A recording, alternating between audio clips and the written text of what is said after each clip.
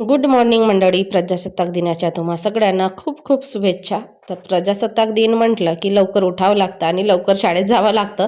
त्यामुळे आज ना शाळेतले सगळेच उठले, कारण सगळ्यांच्याच घरचे मुलं नव्हते कोण्या घरचे जाणारे शाळेत, पण ऑफिसला जाणारे माणसं होते, त्याच्यामुळे सगळेच उठले. मी उठली, फिरून आली आणि नंतर अंगणामध्ये सडा वगैरे टाकला. त्याच्यानंतर जान्हवी उठली आणि तिने सडा टाकलं आणि तयार झालो आम्ही आणि गेलो रुद्रांच्या शाळेमध्ये. रुद्रांच्या ही आहे बघा रुद्रांची शाळा आणि खूप छान आहे, मोठा परिसर आहे, पण विद्यार्थी संख्या जरा कमी आहे नवीन शाळा असल्यामुळे.